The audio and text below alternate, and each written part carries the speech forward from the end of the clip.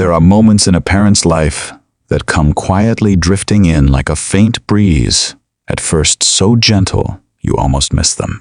But Thomas Walker was not the kind of man who ignored the wind when it changed direction. At 46, with a lifetime of hard work behind him and a tender heart he tried his best to keep hidden beneath denim and calloused hands, he'd learned to pay attention to the small things. And lately, the small things around his daughter Lily had begun to trouble him in ways he could no longer brush aside. Lily had always been the kind of child who woke up smiling. She would pad softly into the kitchen each morning, her light brown hair messy from sleep, and climb onto a chair so she could watch her father flip pancakes or stir oatmeal. She filled the house with her little stories about imaginary friends, colorful birds she swore lived behind the fence, and dreams of becoming an artist one day. Her laughter was the kind of gentle music that warmed even the coldest days, and Thomas had built his whole world around protecting that sound. But over the past few months, something had shifted. It didn't happen overnight. It was slower, quieter than that. It began with mornings when Lily stayed in bed a little longer than usual, her small body curled tightly under the blankets, as if hiding from something he couldn't see. Thomas would rub her back gently and coax her awake, but she seemed different. More fragile somehow, her voice softer, her eyes dimmer. He tried telling himself it was just a phase. Children grow after all. They change. But the old folks back in his hometown always said that a parent's heart hears the truth long before their mind catches up, and Thomas felt that truth pressing on him more with each passing day. Her laughter came less often now. The stories stopped altogether. She spent more time in her room, her little hands twisting nervously when he asked about school. When she came home in the afternoons, she moved with a tired heaviness that didn't belong on a 6-year-old's shoulders. Her backpack seemed to hit the floor with the weight of something she didn't have words for. Thomas would kneel down, place a broad, gentle hand on her arm, and ask if she wanted to talk. But Lily would only shake her head, her eyes drifting away as if she was afraid to let him see too deeply.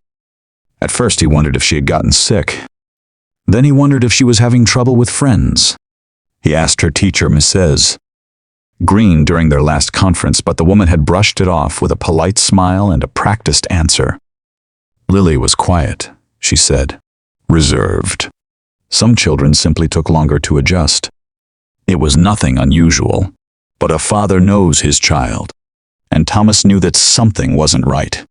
He began watching her a little more closely each morning, lingering in the doorway as she tied her shoes or shrugged on her little pink jacket.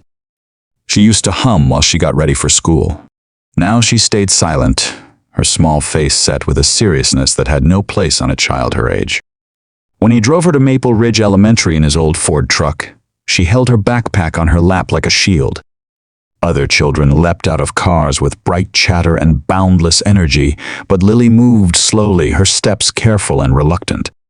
One morning, as she climbed out of the truck, Thomas reached out and lightly touched her arm. Lily turned, and for just a breath of a moment he saw something that made his chest tighten painfully.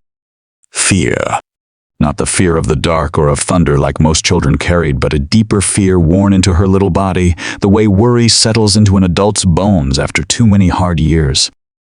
She looked at him like she wanted to say something, like the words were right there on the tip of her tongue, but then her eyes dropped to the pavement and she whispered a soft goodbye before slipping through the school doors. Thomas sat there in the driver's seat long after she had gone inside, his hands resting heavy on the steering wheel. The early morning sun stretched across the hood, warm and golden, but he felt none of its comfort. Something had changed within his daughter. Something that frightened her. Something that stole her laughter, her stories, and the easy joy she once carried so naturally.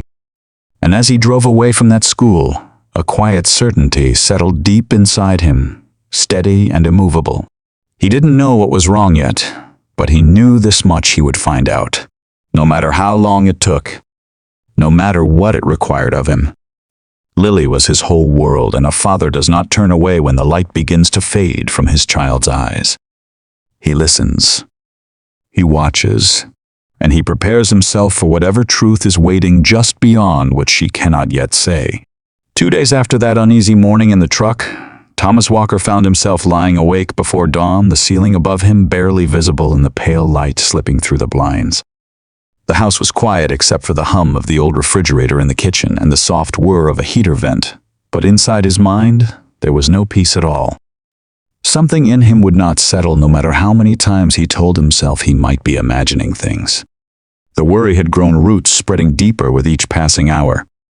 By the time Lily finished her breakfast and put on her shoes, Thomas had made a decision. Quiet one. A firm one.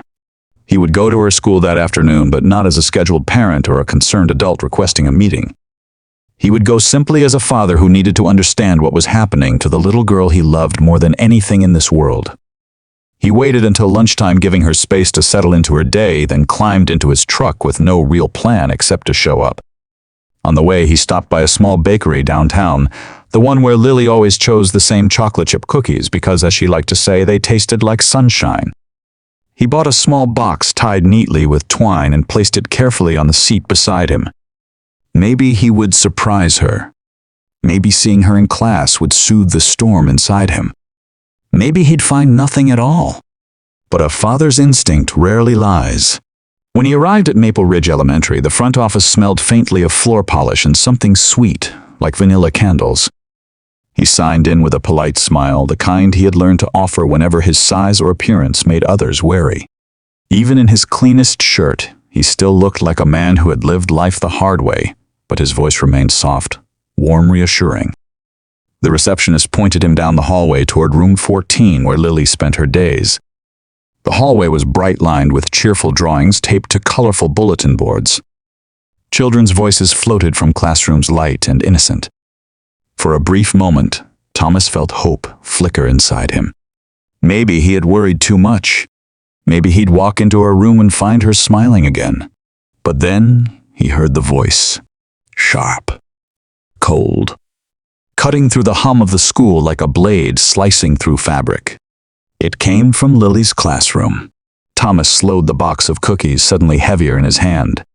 He moved closer, his steps quiet on the polished floor. As he approached the door, he heard the words clearly.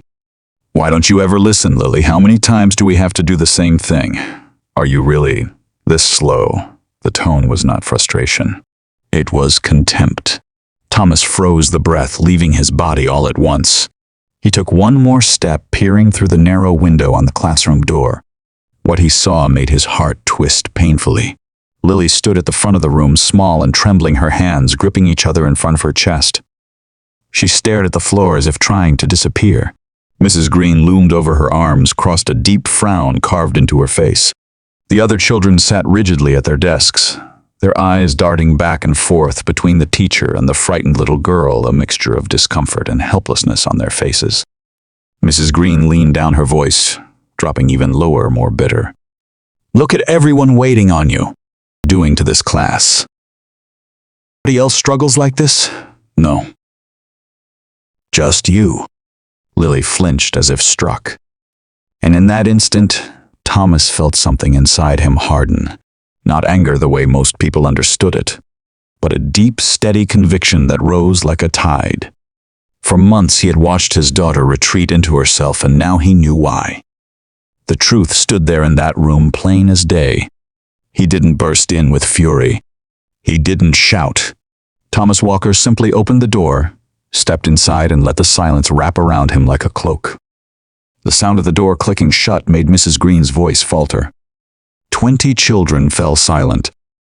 Lily turned, her tear-filled eyes widening when she saw him standing there. For the first time in months, her face showed something other than fear. Hope.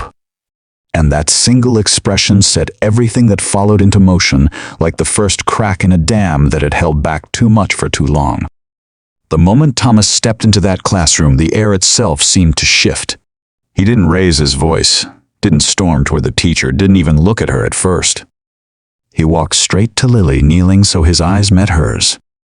His rough, work-worn hands rested gently on her small shoulders. Everything about his posture spoke of calm, but there was a steadiness in his gaze that said he had seen enough. "Sweetheart," he murmured softly, "get your things. We're going home." Lily nodded without a word. Her little fingers trembled as she reached for her backpack, stuffing her papers inside with hurried, nervous movements. Thomas kept one hand on her back, grounding her, letting her feel his presence like a shield. Mrs. Green finally found her voice. "Mr. Walker, you cannot remove her from class without permission. We're in the middle of a lesson." Thomas rose slowly to his full height, turning toward her with a look that was neither angry nor fearful, simply resolute. "We're done here," he said quietly. Mrs. Green straightened her expression, twisting into forced professionalism. "Sir, you're misunderstanding the situation. I was correcting her behavior. I expect my students to meet reasonable standards. If Lily is struggling, it is my responsibility to guide her firmly." The words landed with an emptiness that revealed their rehearsed nature. Thomas simply reached for Lily's hand. "We're leaving," he said again. He led his daughter out of the classroom past the silent rows of children who watched with wide eyes. Some seemed relieved. Others looked as though they wished someone had come for them too. In a hallway, Lily clutched his hand tightly as if afraid he might vanish. Thomas paused long enough to brush a tear from her cheek. "You're safe now, Lily. I promise." At the front office, the receptionist looked up startled. "Leaving early, is Lily all right? I need to speak with the principal," Thomas said. Now, within moments he was standing inside Principal Morgan's office, the air thick with the faint scent of old books and lavender cleaning spray. The principal, a composed woman in her late 50s, gestured toward a chair with a measured smile. "Mr. Walker, I understand there was some kind of disruption. Let's discuss this calmly." Thomas remained standing. "I watched your teacher verbally abuse my daughter," he said. "Not firm guidance. Not redirection. Abuse." She called her slow in front of the entire class. Principal Morgan's smile didn't disappear, but it hardened ever so slightly around the edges. "I'm sure what you witnessed felt upsetting. However, our teachers use different strategies to maintain classroom discipline. Sometimes what appears harsh," she paused, choosing her words carefully, "may actually be an attempt to challenge students constructively." Thomas shook his head slowly. She wasn't challenging her. She was humiliating her. The principal folded her hands neatly. "Mr. Walker, I encourage you to consider the full context. Mrs. Green is an experienced educator. She has taught here for over 20 years. Many parents respect her deeply." "And how many parents have complained?" Thomas asked, his voice still steady. A flicker crossed her face, a small, quick shadow that told him he had struck the truth. "I cannot discuss personnel matters," she began. "You don't have to." "I already know." For a long moment, neither spoke. Outside the office window, the wind rustled the leaves of an old oak tree, the branches swaying like they knew uncomfortable truths as well. Thomas exhaled a slow breath. "I'm withdrawing Lily today," he said. "She will not step foot in that classroom again." Principal Morgan stiffened. "Mr. Walker, please be reasonable." "Removing a student over a misunderstanding, this isn't a misunderstanding," he said gently. "This is a pattern you've chosen not to see." He reached for Lily's hand again. Her small fingers curled into his instinctively. As they walked out of the office and into the bright afternoon light, something inside Thomas settled into place. He didn't know precisely what would come next, but he knew one thing with absolute certainty: he would no longer be the quiet, polite father who accepted explanations that never felt right. His daughter deserved better, and whatever it took, he would make sure she got it. Thomas carried Lily out to the truck with a quiet determination that felt heavier than his own boots. The afternoon sun filtered through the trees, warming the pavement, but nothing could ease the cold resolve settling deep within his chest.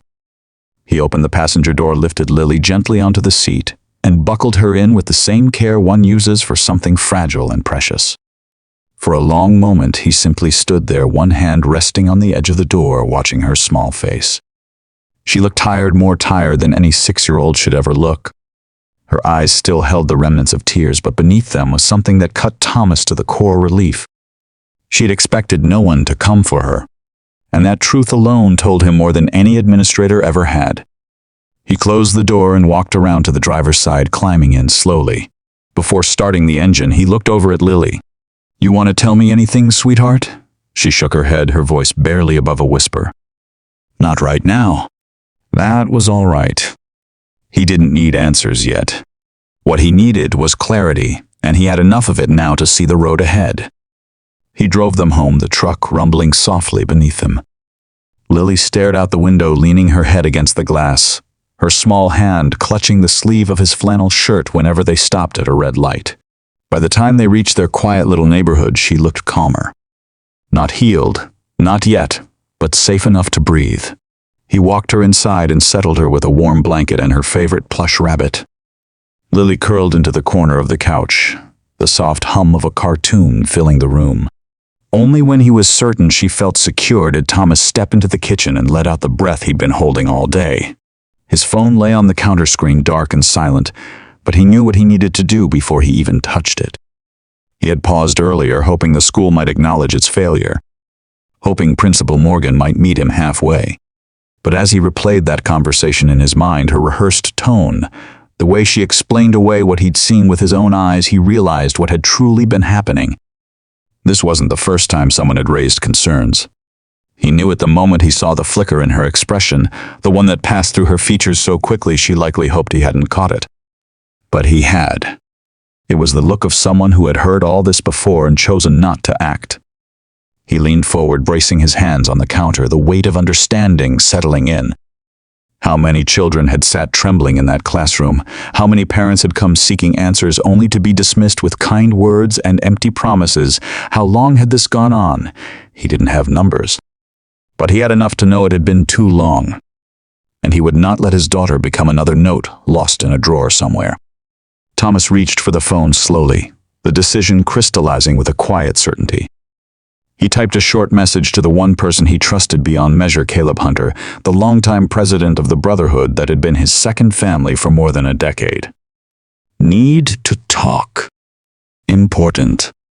The reply came in seconds, as he knew it would. Call. Thomas glanced toward the living room. Lily was still watching her show, wrapped snugly in her blanket. He stepped onto the porch, letting the screen door click gently behind him. Caleb answered on the first ring. Talk to me, brother. Something happened at Lily's school today, Thomas said, his voice low, steady. I saw it myself. And it's not the first time they've ignored complaints. There was a pause on the other end, the kind that meant Caleb was already listening with his full attention. Tell me everything. Thomas recounted it all, every word, every moment he'd watched in that classroom. His voice didn't shake, but the weight behind it grew heavier as the truth came out. When he finished, Caleb exhaled slowly. You're not dealing with this alone, Thomas. Not this time. And in that quiet promise, Thomas felt the ground beneath him shift. The system had refused to listen, but there were people in his life who never would. The kind of men who showed up. The kind who stood firm. The kind who made sure no child was left unprotected. Thomas knew then that the next chapter of this fight had begun. When Thomas stepped back inside the house, he found Lily asleep on the couch, her small form curled under the blanket like a tiny bird resting after a storm. He tucked the fabric gently around her shoulders, brushed a wisp of hair from her forehead, and watched her breathe. For the first time in weeks, she seemed peaceful. But the peace she felt now could not erase what had been done. And Thomas knew with the same certainty that came from years of life on the road that protecting her meant more than pulling her out of that classroom. It meant standing up so no one else's child would have to face what she had faced. Once Lily was settled, Thomas stepped quietly into the kitchen and poured himself a glass of water. His hands were steady now, the earlier shock replaced by a clarity that felt almost cold. He glanced down at his phone again, Caleb's voice still echoing in his ears. You're not dealing with this alone. Those words had come with a weight only men forged in brotherhood understood. Caleb Hunter wasn't a man who made empty promises. For over a decade, he had stood beside Thomas in moments of joy and hardship, through lean years and good ones, through the heartbreak of Thomas's divorce, and the hopeful beginnings of raising Lily on his own. He was the kind of man who believed loyalty wasn't spoken but lived out loud. And somewhere across town, Caleb was already putting that loyalty into motion. While Thomas leaned against the counter, the glass of water sweating in his palm, Caleb began making calls from the garage behind his house, the one place he did his best thinking. His voice was low, calm, and direct as he dialed one number after another. He started with Frank Dawson, their sergeant at arms, a broad-shouldered, steady man whose quiet presence could calm a room before he even spoke. Frank answered before the second ring finished. "Something happened with Lily," Caleb said. "Thomas needs us." Frank didn't ask for details. He simply said, "Where do you want me next?"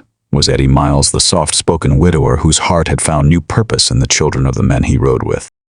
Eddie listened, inhaled sharply at the mention of Lily being hurt, and replied, "I'll get my gear. Tell Thomas I'm with him." Word spread quickly through the chapter, not with noise or drama, but with the swift certainty that comes from years of riding together, eating together, attending weddings and funerals, and showing up for each other in every hidden moment life had thrown at them. Within 10 minutes, half a dozen men were already preparing. Within 20, a dozen more. Every man who heard the story felt the same thing in his chest: a line had been crossed. They didn't care about confrontation. They weren't seeking trouble. But children were sacred ground. And anyone who hurt one of their own had to know the truth loud and clear: family mattered. Back in Thomas's kitchen, his phone vibrated on the counter. A simple message lit up the screen. "We're coming. Not tomorrow. Not later. Now." Thomas stared at the words for a long moment, an ache building behind his ribs. Not an ache of sadness, but a feeling of being supported so deeply it humbled him. For so long he had carried the weight of raising Lily alone, believing most battles were his to face by himself. But tonight the burden wasn't his alone. He reached for the living room doorway and looked over at Lily, still sleeping soundly, her small hand resting near her cheek. A swell of gratitude washed over him. She would wake up to a world where men who cared about her, men who treated her like their own, were already on the move. Thomas turned off the lights, checked the lock on the front door, and sat in his father's old recliner. Outside, the wind rustled through the trees, carrying with it the distant promise of engines that would soon gather, not for noise or threat, but for love. Love shone the way some men knew best, by standing shoulder to shoulder when a child needed protecting.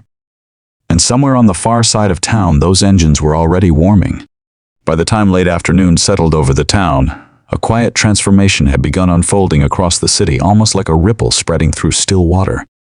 It started in small places: a mechanic's shop, a hospital corridor, a backyard shed, a quiet suburb where a father was mowing his lawn.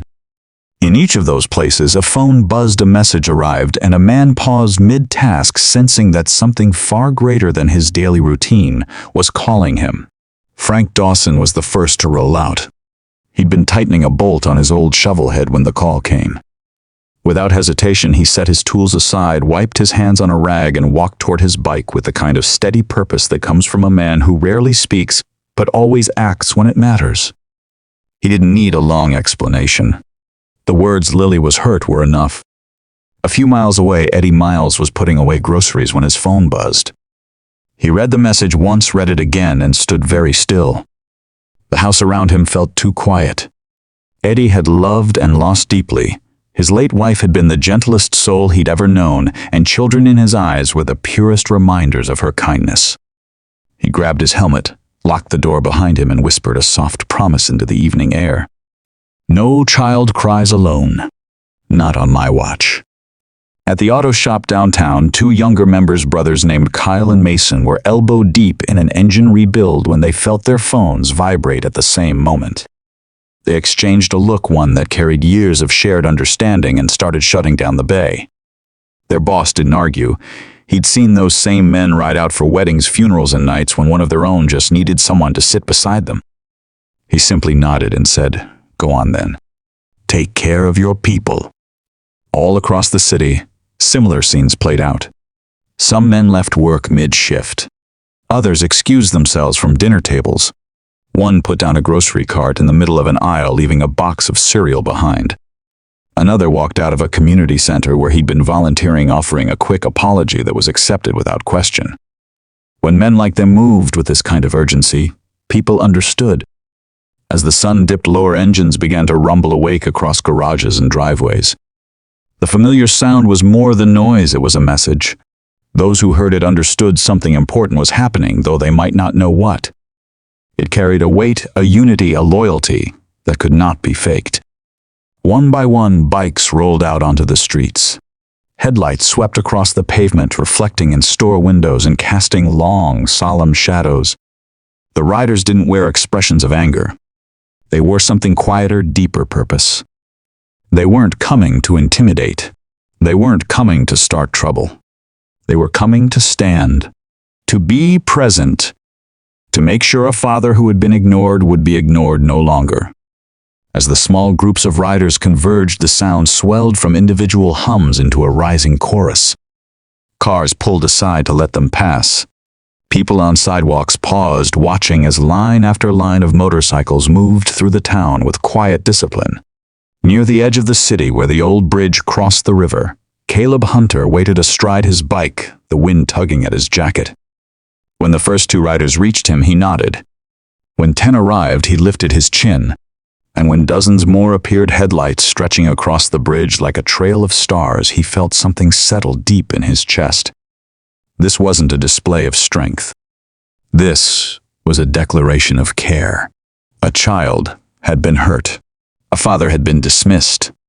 And tonight, that father would not walk alone. Caleb revved his engine once, a low, steady signal. Dozens of engines responded as one, and the sound rolled across the river like a promise carried on thunder. The road toward Maple Ridge Elementary lay open ahead of them, and together they rode. By the time the first wave of motorcycles pulled into the parking lot of Maple Ridge Elementary, the sun had dipped low enough to bathe the school in a mellow amber glow. The bikes parked in careful rows, not chaotic or loud, but with a quiet order that carried its own kind of reverence. Engines faded into stillness one by one until the entire lot held a calm that felt almost sacred. The men stood beside their machines, boots planted firmly, arms crossed, or resting loosely at their sides. They weren't posturing. They weren't shouting. They were simply present, like old oak trees that had weathered too many storms to be easily swayed. Their silence drew attention more powerfully than any raised voice could have. Inside the building, curtains rustled. Classroom blinds shifted as teachers peeked out. Children lingering after school pressed their faces to the windows, their expressions filled with curiosity rather than fear. For once, the adults were the ones unsettled, and the children sensed it. A few minutes later, the first parent stepped out of the building. She was a woman in her late 30s, hair pulled back in a loose bun, her coat half-buttoned as if she had rushed outside too quickly. Her eyes darted across the sea of bikers before she spotted Thomas standing near the front, hands tucked in his jacket pockets, expression calm but resolute. She approached him hesitantly. Are they here because of Lily?" Thomas nodded quietly. The woman's eyes softened immediately, and something inside her seemed to break open. She exhaled a shaky breath, the kind of breath someone releases only after holding in fear for too long. "My daughter was in Mrs. Green's class last year," she said, her voice trembling. "She cried every morning before school. I tried to talk to the principal about it. They told me I was overreacting, that I needed to stop coddling her." Thomas's jaw tightened, but he remained silent, letting her speak. The woman glanced back at the growing crowd of bikers, and her eyes glistened. "Thank you for doing what I couldn't," she whispered. "Maybe now they'll finally listen." Another parent exited the building, an older man with salt and pepper hair and deep worry lines across his forehead.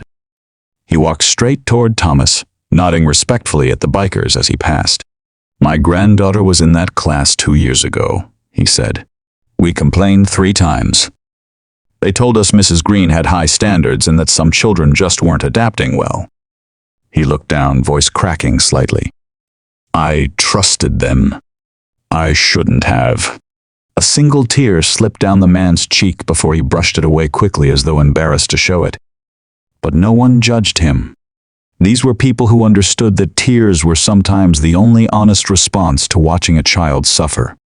Soon more parents began arriving. Word traveled quickly, one text, one whispered phone call, one neighbor telling another. Each parent carried their own story, quiet at first, then spilling out in halting waves. A mother with tired eyes described how her son had stopped drawing, a hobby he once loved, because Mrs. Green mocked his sloppy coloring. A father admitted that his daughter began wetting the bed again after starting first grade, something no one could explain until now. A single mother spoke softly, her voice barely audible, telling Thomas that her son had tried to pretend he was sick every Monday morning. She had begged the school for answers only to be told she was imagining problems. As the stories flowed, something remarkable happened. Parents who had once felt isolated now stood shoulder to shoulder. Shame dissolved into solidarity. The fear of being dismissed faded as they realized they were not alone. One by one, they turned toward the line of bikers, gratitude filling their eyes. These men didn't speak, at least not yet, but their presence said more than words. Could we hear you? We believe you, and we're standing right here with you.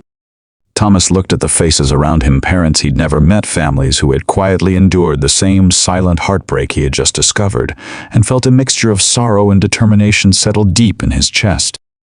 This wasn't just about Lily anymore. This was about every child who had walked through those classroom doors feeling small, frightened, or unseen. And tonight, for the first time in a long time, those children had a voice spoken not in anger but in unity. The sun was sinking lower, touching the tops of the maple trees that lined the schoolyard when the next shift in the evening's unfolding drama quietly began. It started with a nervous face peeking from behind the glass doors of Maple Ridge Elementary. Then another. A curtain moved in the office window. And finally the door eased open just enough for a slender figure to step through. She looked young, maybe late 20s, with soft brown hair tied loosely at the back of her neck. Her hands trembled as she clasped them together, and she glanced over her shoulder before taking another hesitant step outside. She wasn't dressed like the parents or the bikers. She wore a teacher's badge clipped neatly to her cardigan. Thomas noticed her immediately. She approached him slowly, as though each step required permission she wasn't sure she had. "You're Lily's father," she said quietly. He nodded. "Yes, ma'am." She exhaled with a shaky relief, as though she had needed confirmation before the words inside her could escape. "I'm Rebecca Hart," she said. "I'm a second-grade teacher here." She looked around at the gathering of bikers and parents, the silent rows of engines gleaming in the fading light, and her eyes filled with something that resembled both fear and gratitude. "I saw what happened today," she said softly. "Not all of it, but enough. And it wasn't the first time." Her voice faltered. "I've heard Mrs. Green speak to her students like that more times than I can count." Thomas felt the weight of her words, but he let her continue without pushing. "I tried to mention it once," she said, "to the assistant principal. Not a formal complaint, just a concern. I was told Mrs. Green had seniority, and that as a newer teacher I should be careful about making accusations that could misinterpret classroom discipline." Her face reddened, the shame of helplessness lingering in her voice. "I didn't push, and I should have. I'm so sorry." Thomas shook his head gently. "You shouldn't have had to stand alone." Before she could respond, the door opened again. This time an older man stepped out. His hair was mostly gray, and his shoulders carried the tired slump of someone who had taught far longer than he ever intended to. His name badge read Mr. Sullivan. He approached with hesitant dignity, stopping beside Miss Hart, as though her presence made it safe for him to speak too. "I've been here 33 years, he said quietly. "I should have said something long ago. I heard her through the walls. We all did. And every time a parent complained, the administration found ways to smooth it over." He looked down, shame tightening his throat. "They told us she had excellent test scores, that she was strict but effective, that some children just struggled with her style." He sighed deeply. "But I knew better. We all did." Another teacher stepped out, then a woman in her 50s with thoughtful eyes and a sadness that seemed woven into her expression. She stood beside the others, clasping her hands in front of her chest. "I tried documenting what I saw," she said, "but my notes were dismissed as subjective observations. The administration wanted data, not concerns. And data was easy for her to manipulate. She kept her classroom perfect whenever someone walked in. More teachers trickled out, 2 young staff members, a reading specialist, even the librarian. None of them raised their voices. None pointed fingers wildly or ranted about injustice. They simply told the truth in soft, steady tones, as though they had been waiting years for someone finally willing to listen. For the first time all evening, the gathered bikers shifted slightly, still silent, still respectful, but their eyes softened. Beneath the leather and steel, every one of them had lived long enough to know how institutions sometimes protected the wrong people. Thomas listened, jaw tight, but heart open. The teachers weren't the enemy. Most of them had been trapped in a system that punished honesty and rewarded silence. When the last teacher finished speaking, Thomas offered a quiet nod. "Thank you," he said. "Thank you for stepping forward. It's not easy to stand up when you're the one inside the system." "Miss." Hart's eyes filled with tears, but she smiled gently. "Sometimes we forget that children have no one else to speak for them. Tonight you reminded us." The wind rustled through the branches, carrying the soft scent of late autumn. The bikers stood in peaceful formation. The parents formed a loose circle around them. The teachers stood together at the edge of the crowd. In that moment, for the first time in a long while, the school grounds felt like a place of truth instead of fear. And Thomas knew the next steps would come not from anger, but from unity. The quiet gathering outside Maple Ridge Elementary had begun as something deeply personal, almost private, a father standing up for his child, a group of brothers showing their loyalty without noise or threat. But as often happens when truth fills the air with a weight too heavy to ignore, the world started to take notice. It began with a single van turning the corner, its white exterior catching the last warm rays of the fading sun. The logo of a local news station was painted on the side, and a satellite dish rested folded on top like a sleeping bird. The van slowed, hesitated, then pulled into the school's driveway. The reporter who stepped out was a young woman with kind eyes and a notepad tucked under her arm. She stood for a moment, taking in the rows of motorcycles glinting in the amber light, the steady wall of men who remained silent but resolute, the cluster of parents standing close with anxious faces, and the teachers lingering at the edge, fragile with guilt and relief.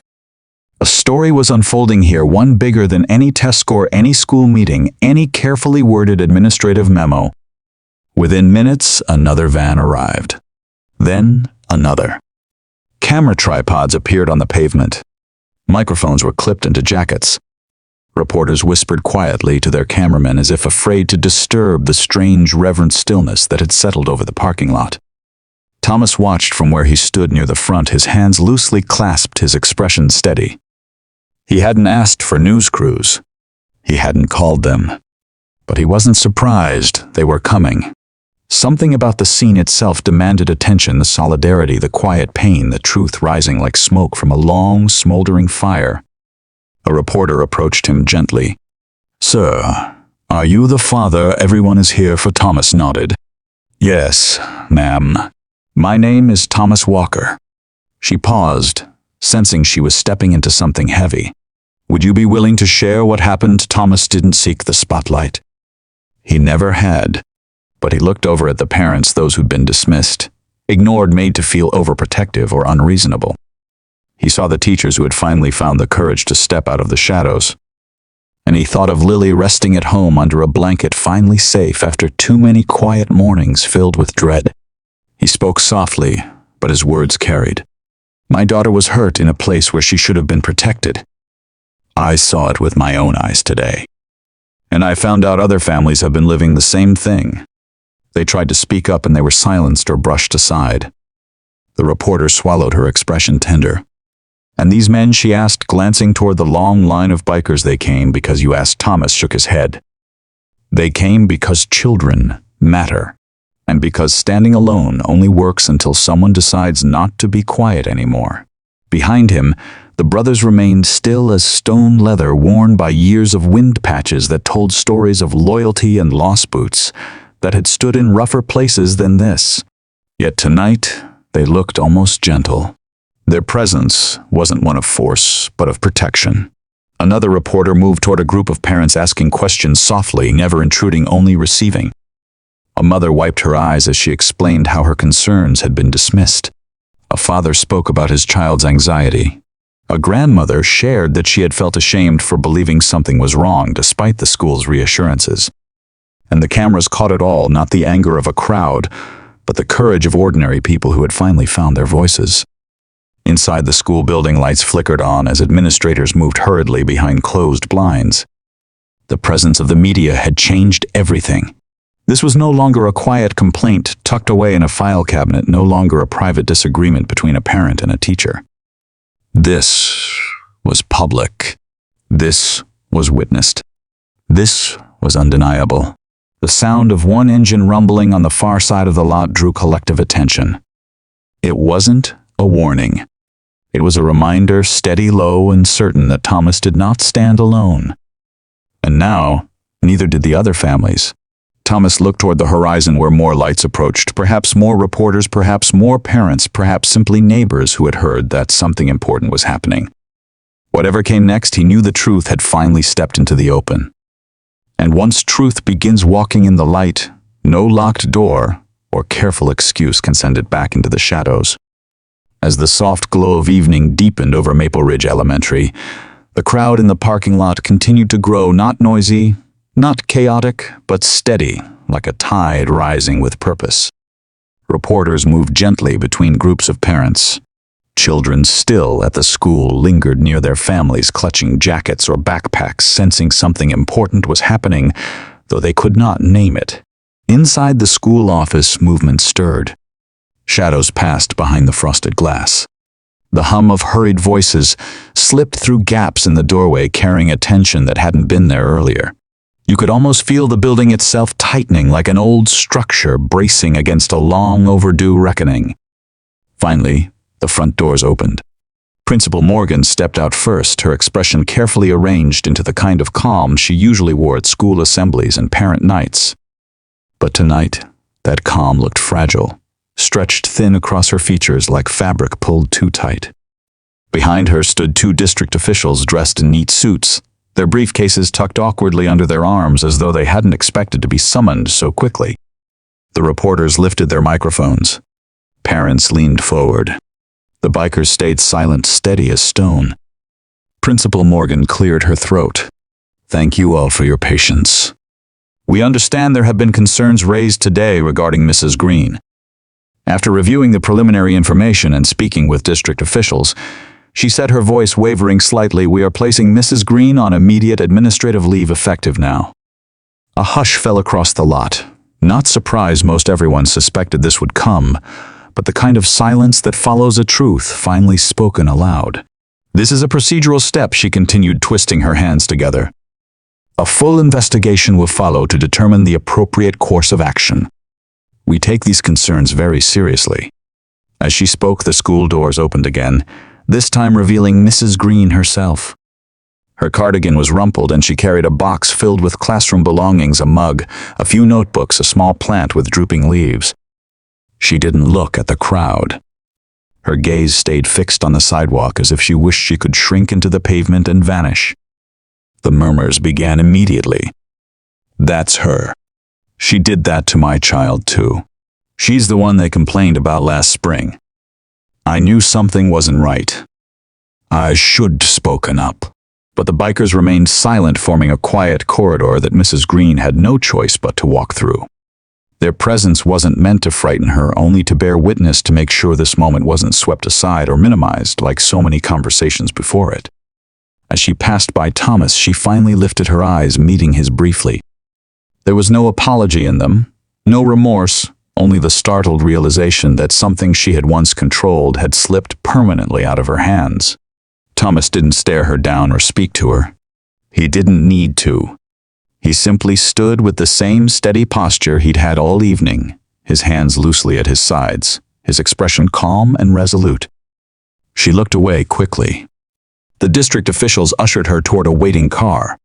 When the door closed behind her, a collective breath seemed to release from the crowd, as though a long-held weight had finally shifted, even if only slightly.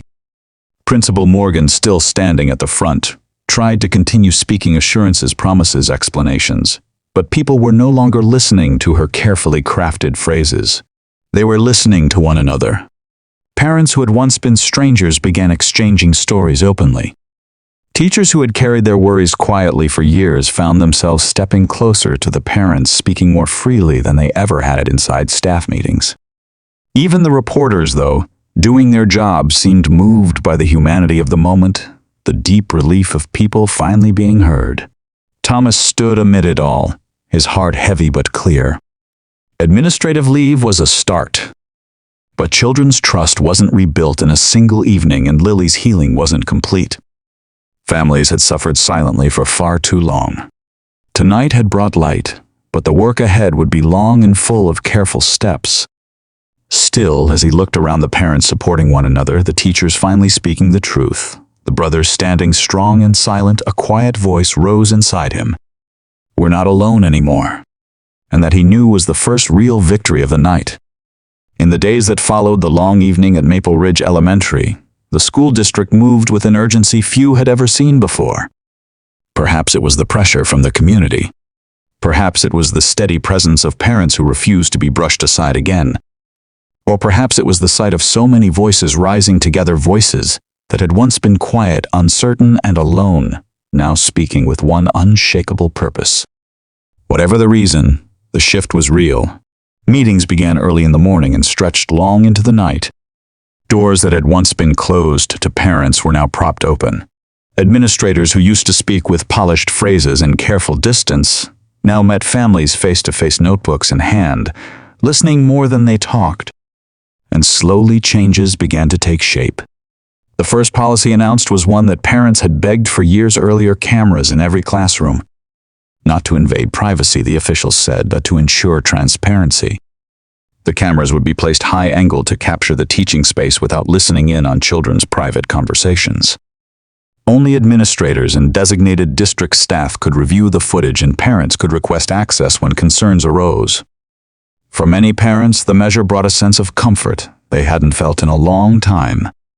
A mother who had cried in the parking lot that night whispered to Thomas during a meeting, "It's not about watching teachers. It's about knowing our children won't be invisible anymore." The next policy took shape after long conversations with counselors and child development experts. Each student in the district would now receive scheduled emotional wellness screenings, not as punishment, not as a label, but as a way to catch early signs of distress that often went unnoticed. Counselors would meet with students individually, building trust in quiet spaces where children could speak freely without fear of consequences. Thomas thought of Lily when he heard the news. He imagined how many mornings of quiet dread might have been softened if someone at school had asked her gently, "Are you doing all right?" before the pain took root so deeply. He felt gratitude stir within him, tempered by the wish that such measures had existed sooner. Then came the anonymous reporting hotline. Parents could call at any hour, teachers too, even students, if they were old enough, and their concerns would be logged, investigated, and followed through without fear of retaliation. It was a simple idea, but one with the power to break the cycle of silence that had allowed so much harm to continue unchecked. Perhaps the most defining policy of all was the district's new stance, spoken clearly at a school board meeting that drew a standing room-only crowd. Verbal or emotional mistreatment of students, the superintendent said, is unacceptable under any circumstance. One confirmed incident will result in immediate suspension. A second termination. No exceptions. The auditorium had fallen into a heavy, reverent silence. Parents nodded, some wiping their eyes. Teachers sat straighter, many relieved to see boundaries that protected them as much as the children. For the first time in years, perhaps decades, it felt like the system was acknowledging not just the voices but the humanity of every child sitting in those classrooms. Still, the changes were not welcomed by everyone. A few teachers muttered privately about surveillance. One administrator complained about overreaction. But their resistance was faint compared to the force of those who wanted better for their children. And the truth, which had been ignored for so long now, had too many witnesses to ever be smothered again. Through it all, Thomas attended every meeting he could. He sat quietly in the back of rooms, his weathered hands folded in his lap, listening as parents spoke, as experts explained, as the district officials made commitments they could not easily reverse. He wasn't loud. He didn't need to be. His presence alone seemed to remind the room why they were there. On a soft Thursday evening after a long board session, a teacher named Mr. Sullivan approached him in the hallway. "You know," he said gently, "these changes wouldn't have happened without you." Thomas shook his head. "Not me," he replied. All of us. I just stopped letting them talk over what we already knew. The older teacher nodded slowly, a warm respect filling his eyes. Sometimes that's all it takes, he said. One person refusing to back down. As Thomas walked out into the cool night air, he felt something settle in him, a quiet understanding that the world Lily would grow up in had changed. Not perfectly, not completely, but enough. Enough that no child in that school would be unseen again. Enough that parents would no longer whisper their worries in isolation. Enough that the smallest voices, often the easiest to ignore, would finally be heard. And for Thomas Walker, that was a beginning worthy of hope.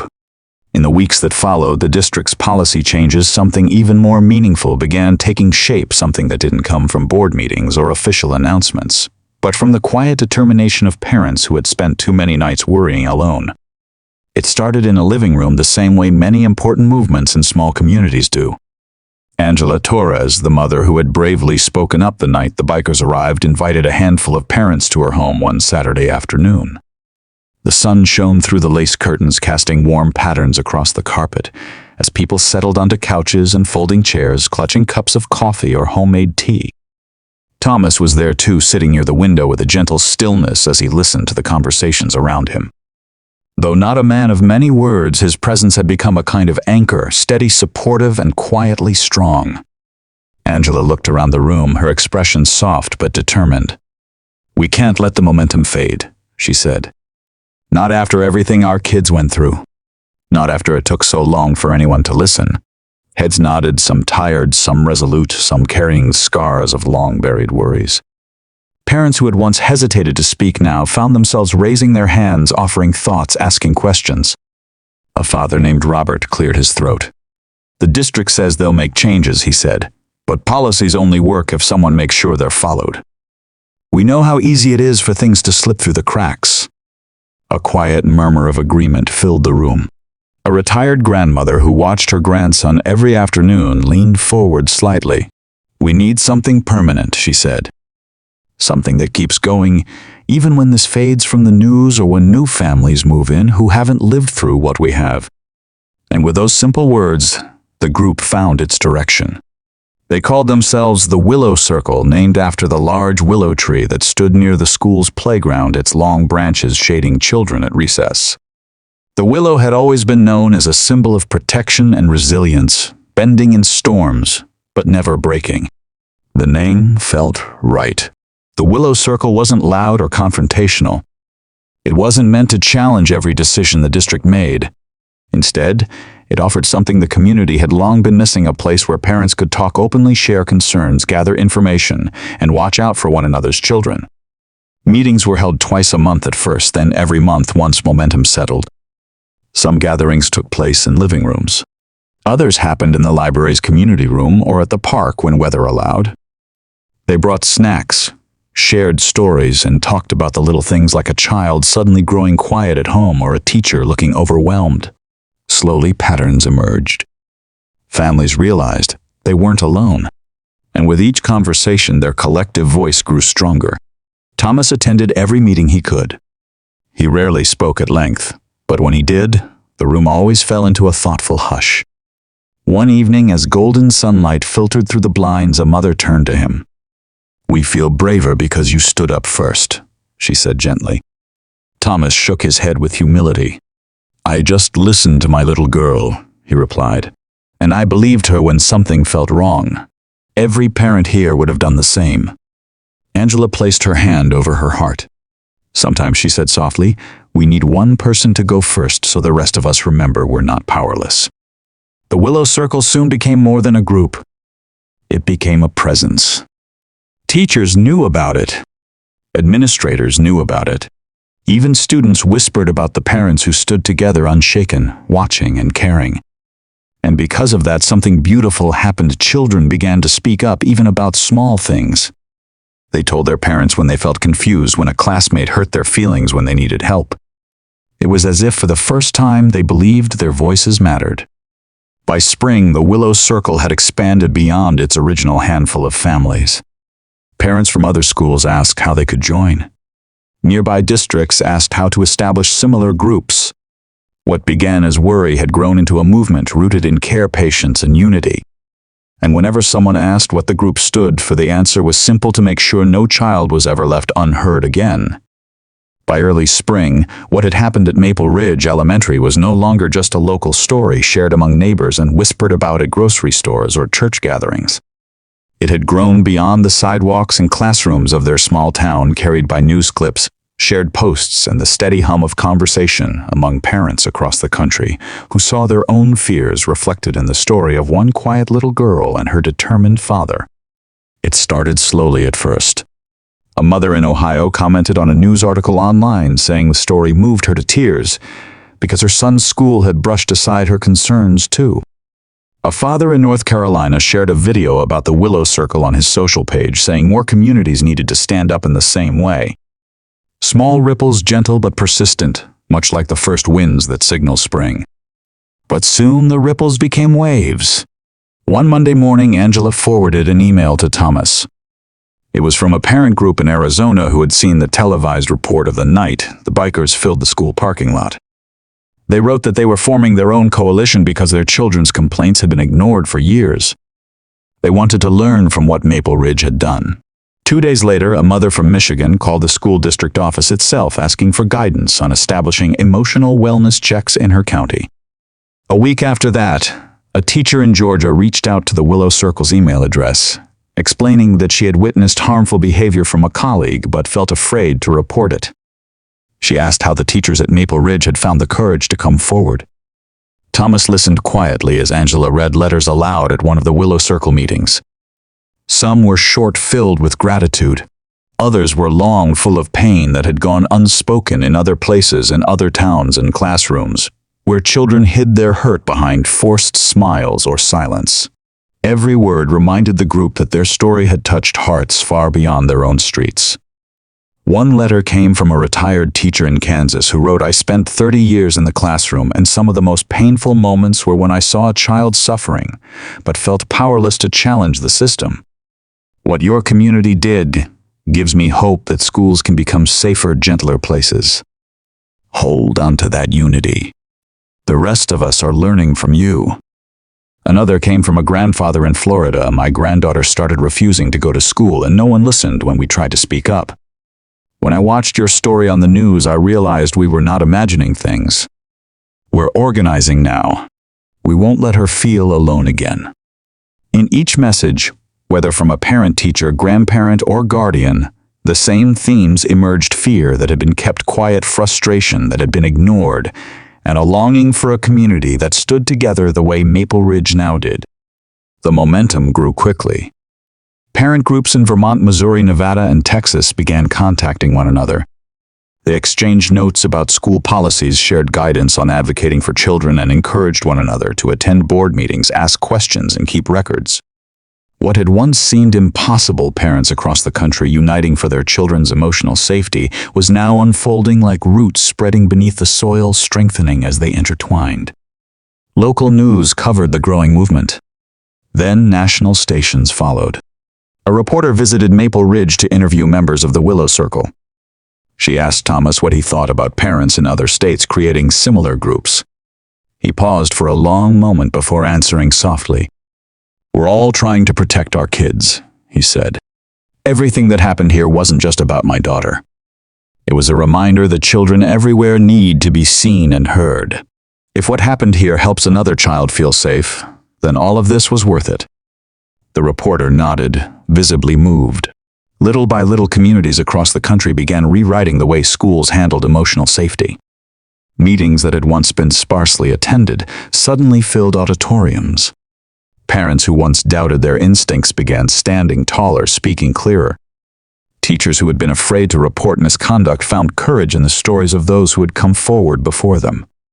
And all of it, every shift, every whisper turned to voice, could be traced back to a parking lot on a quiet evening where a group of bikers stood in silent witness and a father refused to let his daughter's pain be dismissed. Sometimes change doesn't begin with a speech or a law. Sometimes it begins with a single act of love seen by the right set of eyes. By the time summer sunlight began stretching a little longer each evening, the changes in Lily's spirit had become something her father could not only see, but feel in the quiet places of his heart. It happened gradually, the way healing often does, like soft rain coaxing life back into soil that had once seemed too dry to grow anything at all. Each morning she woke with a gentleness he recognized from long ago, before the shadows of fear had settled in her eyes. She no longer lingered in bed the way she used to, clutching her blankets, as if they could keep her safe from the world outside her room. Instead, she slid her small feet into her slippers and padded down the hallway with a confidence that had once been lost to silence. Her laughter returned, first a light, airy sound that drifted through the apartment as she ate breakfast or told him about a book she was reading. It wasn't forced or uncertain. It came easily, like sunlight slipping through a half-open curtain. Sometimes hearing it, Thomas had to pause what he was doing, close his eyes, and breathe deeply to steady the wave of gratitude that washed over him. But it wasn't just the laughter that told him she was healing.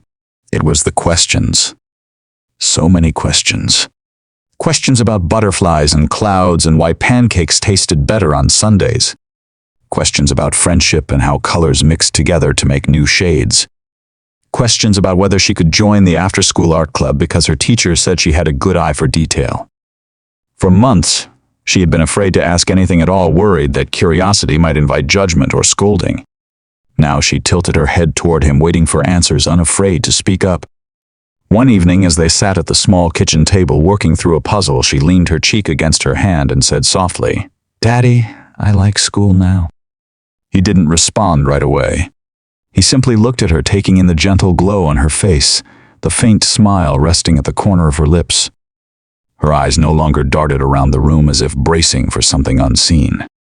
They were steady, bright, full of the quiet bravery children show when the world finally feels safe again. "Do you remember," she continued, "how I used to feel scared in the mornings? I remember." "Sweet girl," he said, his voice warm as a late summer breeze. "I don't feel that way anymore," she added. "Miss Harper listens when I talk. And she says every question is a good question, even if it takes me a little longer to understand something." Her words, spoken with the honesty that only a child possesses, tightened something tender inside him. He reached across the table and covered her small hand with his. "I'm proud of you, Lily," he said. "So proud. Your voice matters. You matter. Don't ever forget that." She nodded solemnly, the way children do when they absorb something into the deepest part of themselves. Then she squeezed his hand and returned to her puzzle piece, humming softly. Later that night, after she had fallen asleep with her favorite stuffed bear tucked under her arm, Thomas stood at her doorway for a long time. The room glowed with the faint light of her night lamp, casting soft shapes across the walls decorated with drawings she had brought home from school. He watched her breathe, slow, peaceful, steady. Each rise and fall of her small chest felt like a promise. A promise that the darkness she had endured in that old classroom no longer held power over her.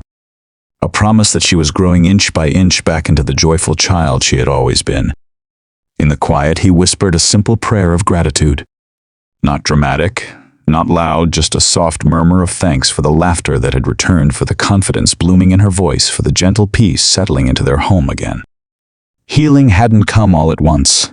It had come in tiny steps, in small smiles, in hesitant questions turning into bold ones, in moments of stillness when he realized she no longer flinched at sudden noises or startled at raised voices. She was becoming herself again. And watching that transformation felt like witnessing the sunrise after a long night, the kind of sunrise that reminds you the world can grow warm again, even after seasons of cold. As summer drew nearer and soft breezes drifted through open windows, life in Thomas and Lily's home settled into a rhythm that felt steadier, warmer, and somehow deeper than the one they had known before the storm. The world around them continued to move forward, with new school policies, community meetings, and families across the country finding their voices. But inside their small apartment, the most meaningful changes were quiet and personal. Thomas noticed it in the simple moments. The way Lily slid her backpack onto the hook by the door each afternoon without hesitation. The way she hummed while washing her hands before dinner. The way she told stories at the kitchen table with animated hands and eyes bright as early morning sunlight. She was reclaiming pieces of her childhood that fear had once stolen. And every time Thomas witnessed that, reclaiming something in him softened, as though the weight he had been carrying, silent, heavy, unspoken, was finally loosening its grip. One warm evening, as fireflies flickered lazily outside their window, Lily curled beside her father on the porch steps. She wore her favorite pajamas with little stars scattered across the fabric, and her hair was still damp from her bath. "Daddy," she said softly, "do you think bad teachers ever stop being mean?" Thomas rested his hand gently on her small shoulder. He didn't rush to answer. He looked out across the quiet courtyard where porch lights glowed like tiny lanterns in the dusk. "I think, sweetheart," he began, choosing his words with the tenderness she deserved. Sometimes people forget how powerful their words can be. They forget children are still learning how to see themselves. And sometimes people need others to remind them that kindness matters. Lily nodded slowly. "But you reminded them. And everyone helped after that." He smiled at her, a soft, humble smile touched by memory and gratitude. "No, sweet girl. We reminded them. All of us. You were braver than you know." She leaned her head against his arm, the quiet trust of a child who knows she is loved. A moment later she whispered, "I think kids should always tell someone if they feel scared. Because when I didn't talk, things stayed bad. But when you saw it, everything changed." Her words carried the wisdom of someone far older than her 7 years, and Thomas felt a gentle ache in his chest, an ache formed by pride, love, and the understanding that even painful moments can shape beautiful truths. "You're right," he said softly. "And sometimes grown-ups have to listen better. We need to pay attention even when children can't explain their feelings. That's our job." Lily tilted her head thoughtfully. "Like how you watched me carefully and didn't give up." "Exactly," he whispered. They sat in silence for a while, the air warm and filled with the soft hum of early summer. Fireflies floated near the bushes, tiny sparks drifting lazily in the dusk. It felt like the kind of evening where the world moved slower, as if giving them space to breathe, reflect, and simply exist together. Later that night, after tucking Lily into bed, Thomas lingered in the living room. He sat in the soft chair by the window and let his thoughts settle like dust in a quiet barn. He remembered the first day he sensed something was wrong. The way Lily lowered her gaze, the quiet dread in her movements, the silence that didn't belong in a child's life. He remembered the helplessness, the frustration of being dismissed, the quiet fury that built inside him. And he remembered the moment everything changed, the moment he walked into that classroom and saw the truth he had suspected all along. A truth no parent should ever witness. The journey since then had been long, hard, tearful at times, but it had also been filled with courage, his Lily's, and the courage of a community that decided children deserved better. He never expected to lead anything, never expected others to follow. He simply followed the only compass he trusted, the instinct to protect his child. And somehow that simple instinct grew into something larger than he could have imagined. A reminder that when adults stand together, systems must listen. A reminder that the smallest voices, when lifted by the hearts of many, can become impossible to ignore. A reminder that love, when acted upon, becomes a force strong enough to change institutions, communities, and even the world. Before turning off the lamp, Thomas whispered a quiet thought into the stillness around him. If one child sleeps safely tonight because someone listened, maybe that's enough. And deep down he knew it was. The story of that day at Maple Ridge would continue to be told in living rooms and classrooms and parent meetings and in hearts around the country. Not because it was dramatic, but because it carried a truth people needed to remember. Children depend on us to stand for them. Parents are stronger when they stand together. And every child deserves to grow in the light, not shrink in the shadows. Thank you for following the entire story. If you found it meaningful, please leave a comment, share your thoughts, and don't forget to like and subscribe to see the next stories.